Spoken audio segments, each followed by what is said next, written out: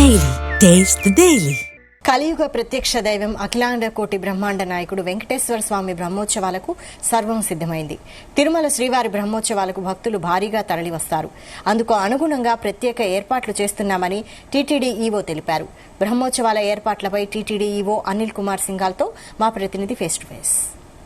అఖిలాండ కోటి బ్రహ్మాండ నాయకుడు బ్రహ్మోత్సవం 23వ తేదీ అంకురార్పణ, 24వ తేదీ నుంచి కూడా వాహన సేవలు అయితే ప్రారంభమవుతున్నాయి. దీనికి సంబంధించినటువంటి పూర్తి అప్డేట్స్ అయితే మాత్రం కొత్తగా వచ్చినటువంటి ఈవో అనిల్ కుమార్ సింఘాల్ని అడిగి మరిన్ని విషయాలు అయితే తెలుసుకుందాం.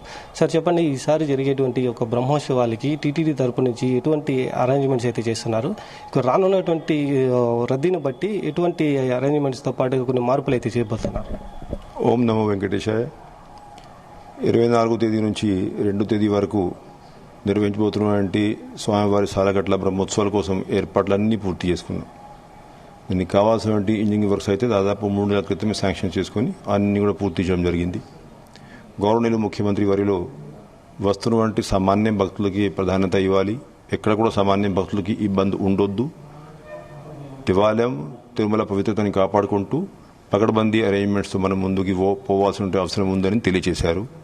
టీటీడీ బోర్డు కూడా దానికి అనుగుణంగానే కొన్ని నిర్ణయాలు తీసుకున్నారు. అంటే ఈ 9 రోజుల పాటు వీఐపీ బ్రేక్ ఇవన్నీ కూడా పరిమిత సంఖ్యలో చేసేసి సెల్ఫ్ వస్తున్న డిగ్నిటీస్కి మాత్రమే బ్రేక్లు ఇవన్నీ ఫెసిలిటీస్ ఇచ్చి, అదేవిధంగా అకామిడేషన్లో దర్శనాలు, స్పెషల్ దర్శనాలు కొన్ని రిస్ట్రిక్షన్స్ పెట్టుకొని డైరెక్ట్గా వస్తున్నటువంటి భక్తులకి స్వామివారి మూలవర్ల దర్శనము, అదేవిధంగా అకామిడేషన్ ఇవన్నీ కూడా ఫెసిలిటీస్ కల్పించాలని కొన్ని నిర్ణయాలు తీసుకున్నారు.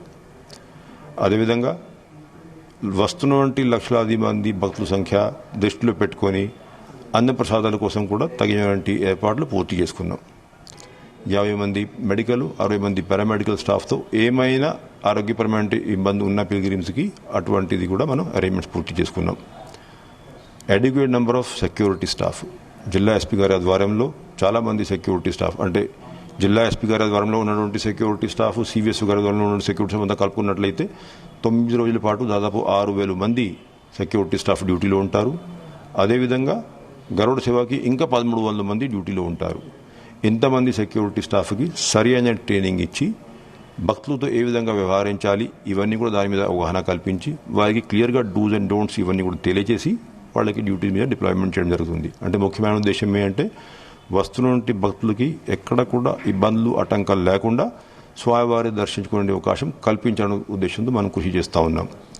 కల్చరల్ టీమ్స్ ఏదైతే సాంస్కృతిక బృందాలు ఉన్నాయో అవి కూడా మనం ఈ సంవత్సరం ఎప్పుడు లేని విధంగా దాదాపు 28 రాష్ట్రాల నుంచి 298 టీమ్స్ని ఆహ్వానించడం జరిగింది.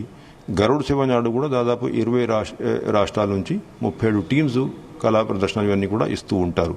అంటే ఓవరాల్ మనం చూసుకున్నట్లయితే ఇటు ఏమో స్వామివారి మూలవర్ల దర్శనం, అటు ఏమో వాహన సేవ తిలకించే అవకాశం ఎక్కడ కూడా ఇబ్బంది లేకుండా కల్పించాలనే ఉద్దేశంతో టీటీడీ పనిచేస్తూ ఉంది. గత సంవత్సరం 1/6 హోల్డింగ్ ఏరియాలో ఎదుర్కొనే ఇబ్బందుల దృష్ట్యా ఈసారి పకడ్బందీగా హోల్డింగ్ ఏరియాస్ ఎక్కడెక్కడైతే డ్రింకింగ్ వాటర్, శానిటేషన్, అన్నప్రసాదం ఫెసిలిటీస్ అన్నీ ఉన్నాయి అటువంటి ప్రాంతాల్లో హోల్డింగ్ ఏర్పాటు చేసుకొని ఆ హోల్డింగ్ ఏరియాస్లో ఉన్నటువంటి భక్తుల సంఖ్య కూడా ఎల్ఎన్టీ వాళ్ళ సహకారంతో కరెక్ట్గా హెడ్ కౌంట్కి వచ్చి ఎంతమందిని అయితే మనం ప్రతి ఒక్క మూలలో 45 నిమిషాల్లో దర్శనం చేయించగలుగుతామో అంతమందిని మాత్రం ఆ హోల్డింగ్ ఏరియాలో ఉంచుకొని దర్శనం చేసుకోవాల్సిన అవసరంలో టీటీడీ అధికారులు కృషి చేస్తూ ఉన్నారు. అది కాకుండా గరుడ సేవ నాడు మామూలుగానే దాదాపు 2 కోట్ల పైన భక్తులు స్వామివారి వాహన సేవ ఇవన్నీ కూడా ఆన్లైన్ మాధ్యమాల్లో లైవ్ టెలికాస్ట్లో వీక్షిస్తుంటారు. కాబట్టి వాళ్ళందరి కోసం కూడా ఏర్పాట్లన్నీ పూర్తి చేసుకున్నాం. సరే, ఈసారి ఏ టెక్నాలజీ బ్రహ్మోత్సవాలకి ఏమైనా ఉపయోగపడే విధంగా చర్యలు ఏమైనా తీసుకోబోతున్నారు? టెక్నాలజీ అనేది ఎప్పటికేప్పుడు అవసరాన్ని బట్టి మనం ఉపయోగించాల్సిన పరిస్థితి. ముఖ్యంగా మన కమాండ్ కంట్రోల్ సెంటర్లో దాదాపు 3,000 సీసీటీవీ కెమెరా ఫీడ్ని లైవ్లో రియల్ టైంలో డేటా అనలిటిక్స్ ద్వారా మనం అనలైజ్ చేసుకునే కెపాసిటీ ఈసారి మనం డెవలప్ చేసుకున్నాం. అది కాకుండా ఎల్ఎన్టీ వాళ్ళ సహకారంతో హెడ్ కౌంట్ ఎక్కడెక్కడైతే మనకి హోల్డింగ్ ఏరియాలో అవసరం ఉందో అది డెవలప్ చేసుకున్నాం. చిన్న పిల్లలకి ప్రతి సంవత్సరం మనం జియో ట్యాగింగ్ చేస్తూ ఉన్నాము. ఈసారి జియో ట్యాగింగ్తో పాటు ఎఫ్ఆర్ఎస్ సిస్టమ్స్ కూడా ఇంప్లిమెంట్ చేయబోతున్నాం. నంబర్ ప్లేట్ రికగ్నిషన్ సిస్టమ్ ద్వారా వెహికల్ మూవ్మెంట్ కోసం కరెక్ట్గా ఏ క్షణంలో కొండపైన ఎన్ని వెహికల్స్ ఉన్నాయని తెలియజేయడానికి నంబర్ ప్లేట్ రికగ్నిషన్ సిస్టమ్ కూడా ఆలిపిరిలో మనం ఇంట్రొడ్యూస్ చేసాం. సో దాట్ గరుడ్ సేవ నాడు 4 వెహికల్స్ ఎప్పుడైతే ఘాట్ రోడ్ తర్వాత ఏమో తిరుమల కలిపి ఉంటాయో కెపాసిటీ, అప్పటి నుంచి మనము ఈ ట్రాఫిక్ అంతా కూడా పార్కింగ్ లాట్స్కి డైవర్ట్ చేసుకోవాల్సిన అవసరం ఉంది. కాబట్టి టెక్నాలజీని ఉపయోగిస్తూ ఉన్నాం. అట్లాగా మీరు చూసుకున్నట్లయితే అన్ని రంగాల్లో వీలైనంత వరకు టెక్నాలజీని ఉపయోగిస్తూ భక్తులకి ఇబ్బంది లేకుండా చేసే దిశలో కృషి చేస్తున్నాం.